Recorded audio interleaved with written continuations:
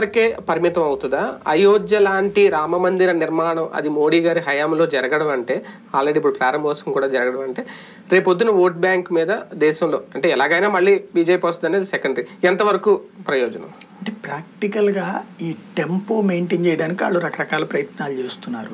అయోధ్య రామాలయ నిర్మాణానికి సంబంధించి భారతీయ జనతా పార్టీ పాత్ర అత్యంత కీలకమైన దాని బస్సు అదేది ఆ రోజున రథయాత్ర తర్వాతనే ప్రారంభమైనటువంటి అంశం. కాబట్టి ఇప్పుడున్నటువంటి కాన్సెప్ట్ అలా ఏంటంటే, ఆ రోజున అద్వానీ గారే చెప్పినట్టు ఆ మొత్తం రథయాత్ర అంతా నడిపిన ఆయన మోడీ. విశేషం చూడండి, అప్పుడు ఫోకస్ అయింది అద్వానీ, కానీ ఆ రథయాత్రనంతా నడిపించినటువంటి వ్యక్తి మోడీ. భగవంతుడు అవకాశం నడిపించిన రథాన్ని నడిపించిన మోడీకి ఇచ్చాడు. కాబట్టి ఈయన హయాంలో పూర్తయింది, ఈయన చేతుల మీదగానే ప్రారంభమవుతుంది. కాబట్టి ఇక్కడ నెక్స్ట్ ఏంటి అంటే, ఆ టెంపో జనంలో ఎంత మేరకు ఉంటుంది. మనకి హిందువులలో చీలిక ఎక్కువ, కులాల వారీగా, వర్గాల వారీగా, వర్గాల వారీగా. రెండవది, హిందువుల్లో ఎస్సీ ఎస్టీ సామాజిక వర్గాల్లో కన్వర్టెడ్ క్రిస్టియనిజం ఎక్కువ.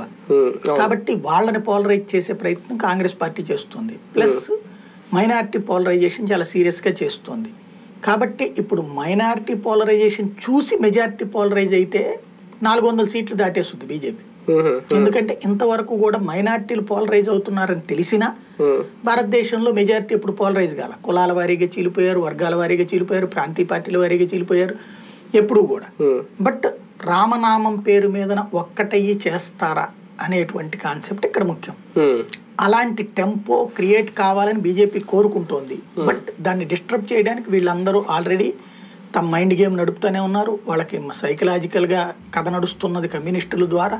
రెండో పక్కన సోరోస్ మీడియా ఇప్పుడు సోషల్ మీడియాలో కొత్త కొత్త విచిత్రమైనటువంటి అంశాలు తీసుకుని స్వామీజీల స్టేట్మెంట్లో ఇంకోటి తీసుకొచ్చేసేసి తద్వారా డిస్టర్బ్ చేయాలి సైకలాజికల్గా.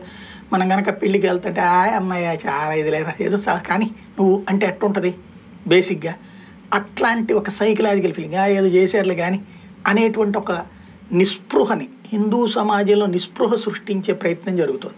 కాకపోతే వీళ్ళ ఆలోచన ఏంటంటే, రామనామం వినగానే ఆ నిస్పృహ పోతుంది, జై వీరాంజనేయ అనగానే ఆ నిస్పృహ పోతుంది అనేది వీళ్ళది ఆలోచన.